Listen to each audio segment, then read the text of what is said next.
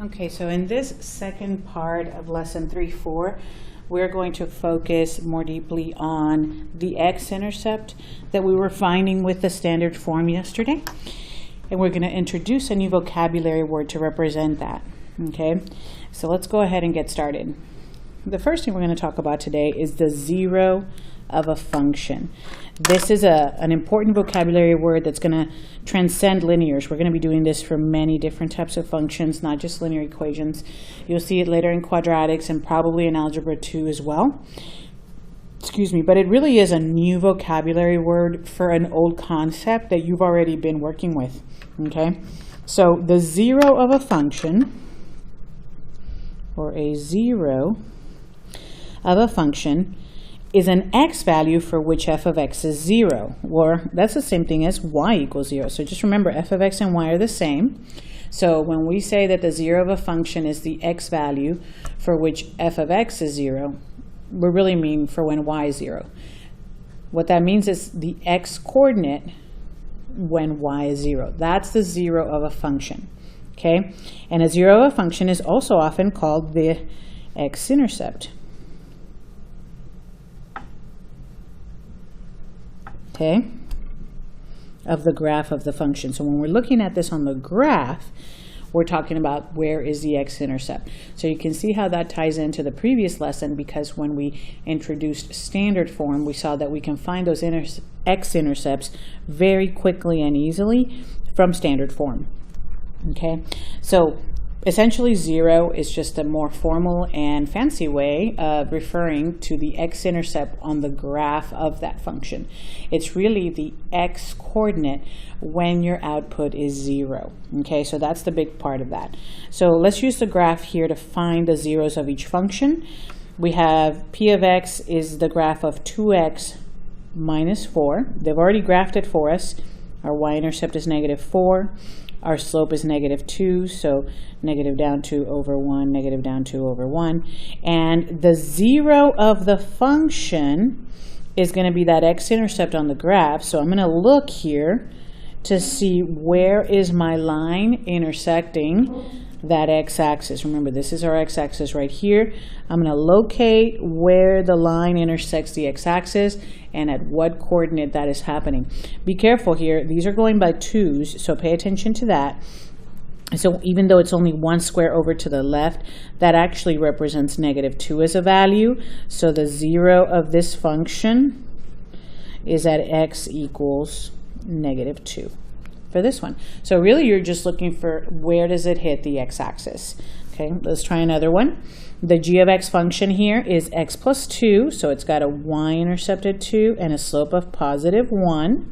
Okay, but if we want the zero of the function, I'm going to come all the way over here and find where does my line intersect that x-axis right there, and I'm going to read what that x coordinate is. Okay, so this one's going by 1, so that's negative 1, negative 2. So this zero of this function also happens to be at x equals negative 2. That's just a coincidence, right? It could be anywhere depending on the graph, and these are different lines. They just both happen to have the same zero. But notice the zero of the function is an x coordinate. It's where along the x-axis is this line intersecting that x-axis. Okay, so from a graph, it's pretty easy to tell where you're located as long as you know where to look. As long as you understand what a zero of a function is and you understand it's the x-intercept, then on a graph, it's just about looking to see where did it intersect the x-axis. Okay, from an equation, it's going to require a little more work, and it's really going to be more about this concept right here. It's about understanding that the zero of the function algebraically, or in an equation is what I mean by that, is the x value for which your output was 0. It's when you set your equation equal to 0 and you solve backwards to find out what the x value was. Okay, so we're going to set that output equal to 0. We're going to set the y value equal to 0, and then we're going to solve for x. Okay, so let's take a look at that on number 3. If the directions say find the zero of the function, and all I have is an equation, then what I want to remember is that I'm at the 0 when this output is 0. So I'm going to go ahead and set this equal to 0. I'm going to say, hey, I'm going to make h of x be 0, and set my output equal to 0, and then I'll just work back and solve for what x value makes this equation true. And then I just solve for x, right? Now it goes back to really chapter 1 here in terms of just isolating that x value. So we'll add 16 on both sides. That gives us 16 equals 4x. Then we'll divide both sides by 4. That solves that. 16 divided by 4 is 4. So 4 is equal to x, or in other words, our 0 for this function is at x equals 4. Okay? That would be our equation, or our solution, sorry. And then I could have also written that as an ordered pair. You don't have to, but basically what that means is when x is 4, that's when our output was 0. So that would be, if I graphed that, that would be on the x-axis. That would be the x-intercept. Okay, let's try number 4. So on number 4, I want to still find the 0 of the function. That means I set my output equal to 0. And I solve back for x. Okay, so I'm going to get x by itself here. We'll add the 12 on both sides. 0 plus 12 is still 12. And then we'll divide by -3. And x is equal to 12 divided by -3, which happens to be -4. So our 0 for this function is at x equals -4. Okay? Go ahead and press pause and try the next two, and then you can check to see how you did. Go ahead and pause it and try the next two by yourself, then check them. Okay, so if you're seeing this, it means you already pressed pause, you tried these, and now you're just checking your work. You should have set it equal to 0, so f of x becomes 0, that's your output. And then you solve for x. So we subtract 8 on both sides, and then divide by 2. And it turns out x is equal to -4, so that is the 0 of our function here. X equals -4. Okay. And then I'm just turning that around. Okay, how about this one? See if you got this one correct. Did you set it equal to 0 and then solve back for the input? This time the input is a t, but that's okay. That's still our input, our independent variable. So you're setting this output to 0 and then solving. So move the 25. So we get -25 equals -2t, and then divided by -2. So I get that t is equal to 12.5 or 12.5, and that would be the 0 of this function. Okay, so if you got those correct, then you're on the right track. It's just a matter of setting the equation or the output equal to 0 and then solving for x, or solving for your input. Okay, all right, so let's try it in the context of a situation or a word problem. It says an artist rents a booth at an art show for $300. The function f of x equals 50x minus 300 represents, there's something happened here. It represents the artist's profit, where x is the number of paintings that the artist sells. So x represents the number of paintings. Find the 0 of the function. Okay, so to find the 0, we're going to take the function f of x equals 50x minus 300, and we are going to set it equal to 0 and solve for the input x. To find the 0, we set that output equal to 0, and we solve. So I'll start off by adding 300 on both sides. So, and then I'm going to move this over. 0 plus 300 is 300. And then in the second step, we'll come back in and divide by the 50. So x is equal to 300 divided by 50, which happens to be 6. So the 0 of this function is at x equals 6. Okay, and that solves for the 0 of the function. Now, let's talk about what that actually represents in the context of this situation. Okay, so the function represents the artist's profit. What that means is this output was profit. Okay, depending on X, which is the number of paintings. So if I think of this 0 as essentially an ordered pair, okay, and I kind of just use that to decipher and see what's going on in this problem, right? What that's really telling me is that if the artist sells 6 paintings, they make 0 profit. They're not negative though. They're not going to be, they're not going to be in debt or have lost money, but they will also have not made any profit. That's what we call breaking even. It means you've earned back exactly what you invested, right? So it looks like this artist invested $300 in the booth. When we plug in a 6 here, we get $300 in sales, right? Because 50 times 6 is 300.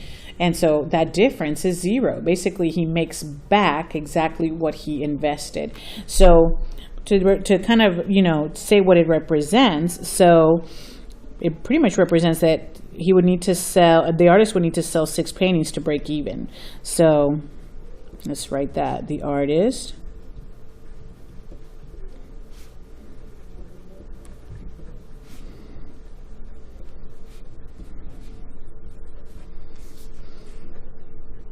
six paintings to break even, which is really, it's just that's just the way we say it. But you haven't made any money, you haven't lost any money, you come out just nice and balanced, right? So you could also say, they'll break even if they sell 6 paintings. Anything to that effect will be fine. Okay. All right, let's try this next one. In fact, I'm going to say pause it here, try number 8, and then press play and check it. So if you're listening to this, you already tried this one. Let's see how it went. It tells you the function f of t equals negative 2t plus 25 represents the amount in gallons of water remaining in a tub after t seconds. So first find the 0 of the function. So to find the 0 of the function, we set it equal to 0 and we solve for t. Okay, so if we do that, this looks familiar. I feel like we had this problem a minute ago on the other side. Okay, so that's negative 25 equals negative 2t. And then in round 2,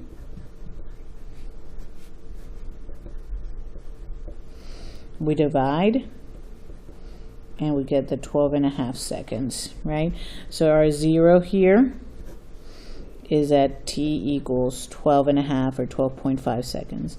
Totally up to you if you use fraction or decimal, that's fine. Okay, now to interpret it, right, let's think about what that means. The function represents the amount of water in the tub.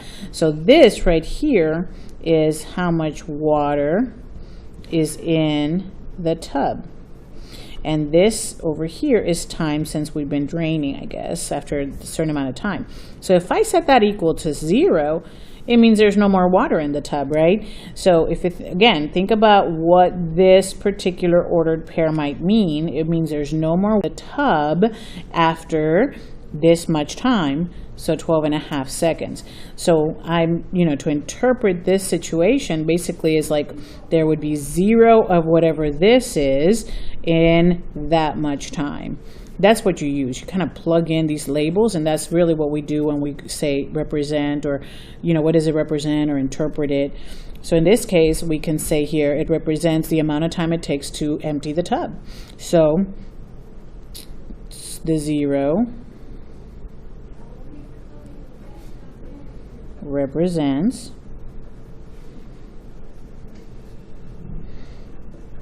the amount of time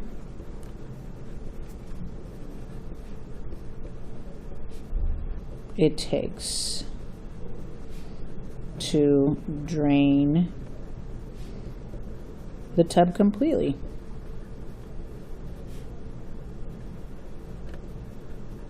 Because after 12.5 seconds, there is no more water in the tub. Okay, so now that we have the concept down, hopefully, of what does it mean to be the 0 of a function, it is the x value when your output is 0. It is the x-intercept when you're looking at the graph. let's bring that together with the standard form that we talked about last lesson, okay? So let's take a look at number 9 here. It says you're ordering NJHS enrollment gifts engraved with the LT logo. Fancy. Keychains are $5 each. Wristbands cost $2 each. You have budgeted $150 for the gifts. So first things first, let's write an equation that will model the situation, okay? All right, well, you can be pretty, comfortable, however you feel with the variables here. Let's just call the keychains the X and the wristbands the Y.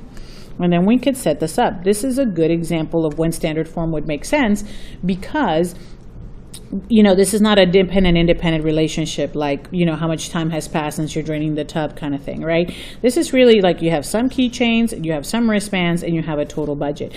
This is the type of problem that standard form was like made for, okay? So if we set that up, remember this is standard form in its original version. Looks like this, and in this case we're going to do keychains as X, so we know the keychains are $5 each, so however many of those you order, you'd multiply that by $5, okay? And we also know that wristbands, which are represented by Y, are $2 each, okay? So we know that the keychains are going to be $5, the wristbands are going to be $2, and whatever this total cost is that we spend on keychains plus what we spend on wristbands together is going to be a total of $150. That is what we've budgeted that we're going to spend. Okay, so that's why that equals to 150. So there's the equation that models the situation if we make X the keychains and Y the wristbands. Okay. All right, now let's find and interpret the intercepts. Okay, so practice from yesterday. Let's talk about the X-intercept first. Okay, remember for the X-intercept, we make that 0, it disappears, and we just divide the total by 5. Okay, so to find that X-intercept, we would do 150 divided by 5, which happens to be 30. Okay, so we have an X-intercept at 30. So that would be the ordered pair. If I needed to interpret that, I would say something like, at most we can get 30 keychains if we don't get any wristbands, right? So if we make that 0 and we get no wristbands, the most we can afford is 30 of these keychains because that'll come out to $150, right? So the most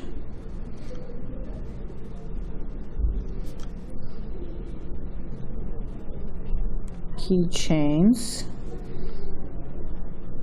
we can order is 30 if we don't order any wristbands.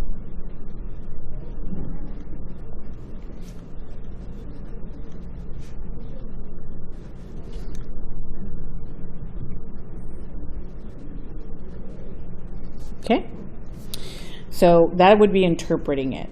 And I've said this last time and I'll say it again, this is what I'll always be looking for. I'll be looking that you understand that an intercept means it is the most of one thing that you can get if you do not get any of the other thing, okay? So that's an interpretation that I'll be looking for. Let's talk about the Y-intercept here. Well, the Y-intercept would mean we would make X0, that would go away, and I would do 150 divided by 2. Okay, so for the X-intercept, I do 150 divided by 2, which is 75. So our ordered pair would be at 0.75. That's our Y-intercept. And that basically would be something really similar. It means that if we do not get any keychains, we could get at most 75 wristbands. So if we don't order any keychains, we can get at most 75 wristbands. If we just decide to go all wristbands and no keychains at all. If we decide, hey, these are middle schoolers, they don't drive, they don't need keychains, we're just going to get everybody wristbands. This is the most that we would be able to afford, okay? So if we don't order any keychains, we can get at most 75 wristbands. That's the interpretation or the meaning of that intercept, okay? All right, you decide to get 18 keychains. How many wristbands can you order? So that's where this equation really comes back into handy. We decided that keychains were the X, so we're basically saying, hey, we're gonna order 18 keychains. Those we know are gonna be $5 each. So then, based on that, how many wristbands could we still afford, right? So we're going to solve for Y, because that represents wristbands. We're going to solve for Y when we plug in an 18 here. So let's go ahead and do that. Well, 5 times 18 is 90. So we simplify first, and then we start to solve for Y. So we'll subtract the 90. I'm kind of running out of room, but I'll do minus 90 minus 90. So that'll leave me with 2y equals, what's 150 minus 90? 60. And then in the round 2, we'll divide both sides by 2. So y would end up being 30. So if we order 18 keychains, we can still order 30 wristbands. So we can say we can order 30 wristbands. Okay, so we can order 30 wristbands and 18 keychains and still stay within our $150 budget. Okay, all right, graph the equation, find 2 more possible solutions in the context of the problem. All right, here's a cool thing. This is why I love standard form. As long as I have these 2 intercepts, I can graph this quickly. Okay, so we decided X was going to be our keychain. So it's really important that you label these. I don't know if I mentioned this yesterday, but here's the deal. Especially with standard form, when it's not an obvious independent-dependent, it's going to have to be really important that you label which is which. Because in some situations, it's like, well, of course, the independent's going to go on the x-axis, so even if you didn't label it, kind of people are like, well, yeah, but time would be down there for sure. But in something like this, you know, it could kind of go either way.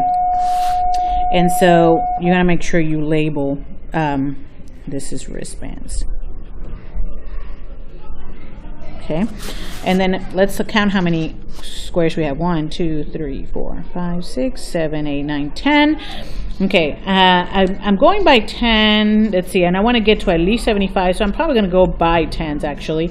So this will be 10, 20, 30, 40, 50, 60, 70, 80, 90, and 100. This would be 10, 20, 30, 40, 50, 60, 70, 80, 90. And let's see. And then here's the nice part. The intercepts make it so quick to graph. I don't have to worry about slopes and figuring out, oh, you know, I'm going to go down 2/5 and kind of estimating that. I know my x-intercept is at 30. Boom.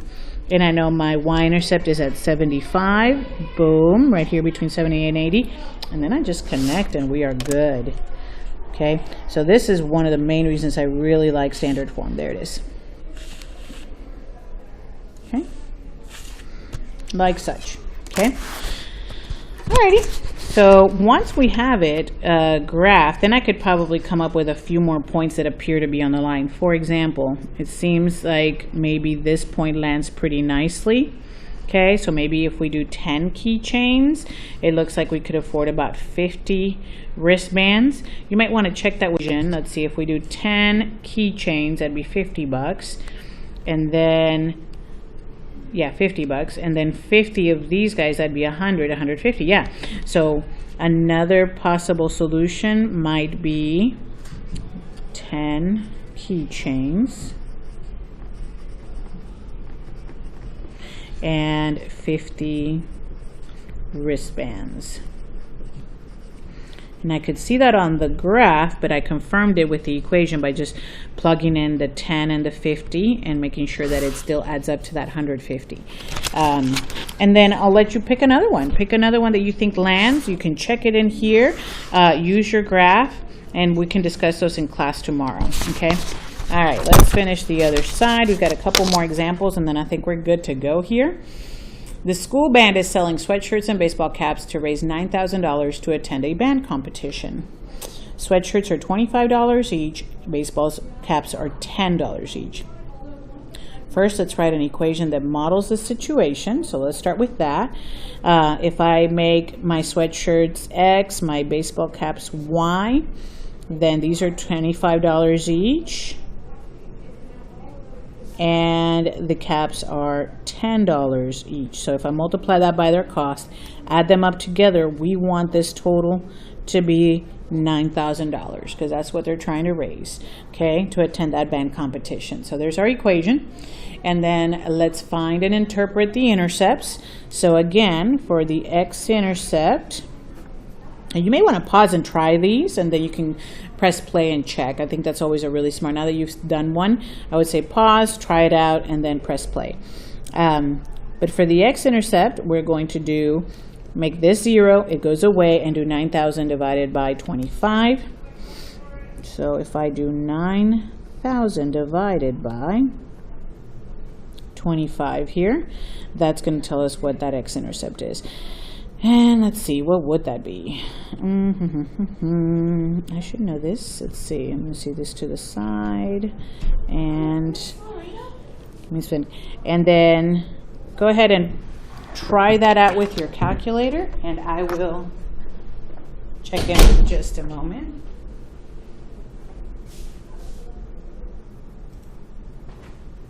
Okay. Had a tiny little interruption there. All right, so we were dividing this. 9,000 divided by 25. 25 goes into 93 times, and that's 75. Leaves us 15. I know 25 goes into 156 times, and it goes in evenly. But we have one more 0.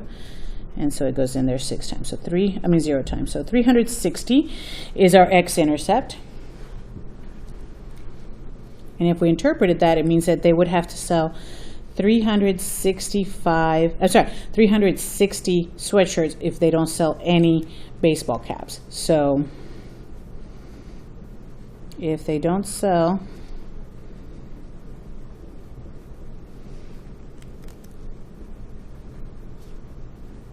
any baseball caps,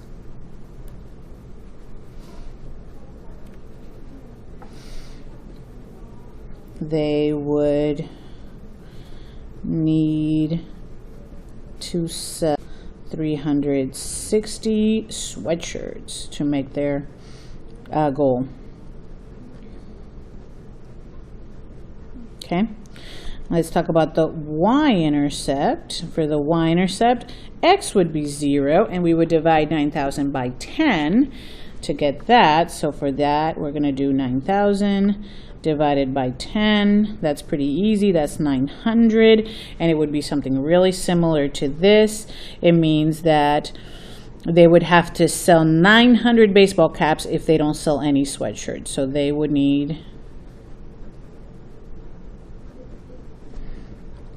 have to sell 900 baseball caps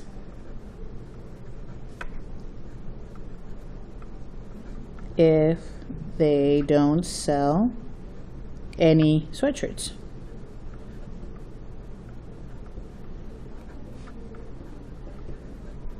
Okay, so that's interpreting the meaning of those intercepts, but we know basically the x-intercept is at 360 and the y-intercept is at 900.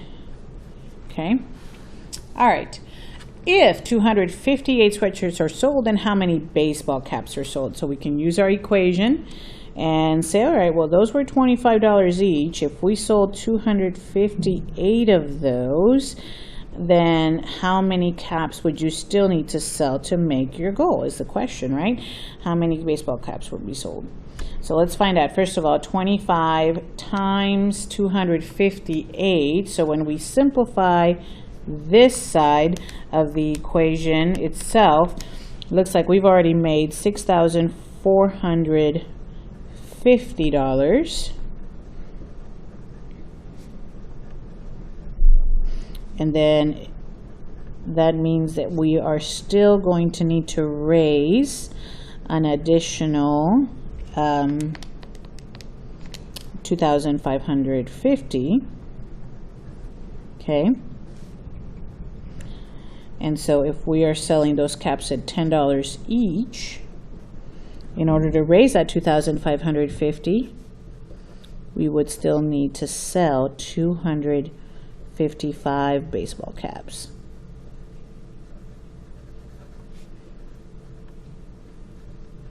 Okay, so we would still need to sell 255 baseball caps if we sell 258 sweatshirts. All right, let's graph it, find two more possible solutions. So again, really important that we label what went where. So we made X the sweatshirts, and we made the Y-axis the baseball caps.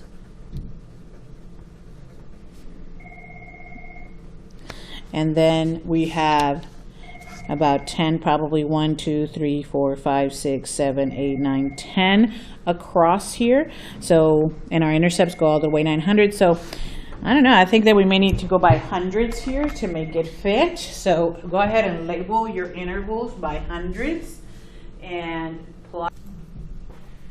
And if you make your interval go by hundreds, it should look like this. And then we can just use those intercepts to make our line.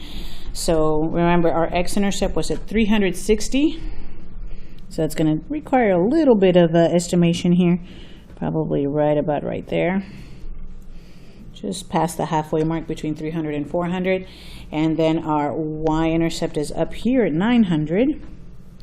And then make sure you're using a nice straight edge. You can see if you're just kind of eyeballing this and not using the straight edge, it's going to be practically impossible for you to find points that work. Okay. So this would be our equation. I'm sorry, our graph of the situation. And then we could pick any other 2 points that we seem, might land. Like, for example, I'm seeing this 200 and 400. Maybe we could sell 200 sweatshirts and 400 caps. And because we are making this by hand, it might make sense to test that. So if we're doing 200 sweatshirts at $25 and we do 400 of these guys at $10, that still does calculate to $9,000. So we know this point works. So we could say, you could also sell, 200 sweatshirts. Okay, so they could sell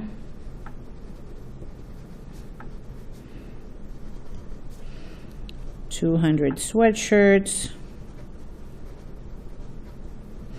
and 400 baseball caps.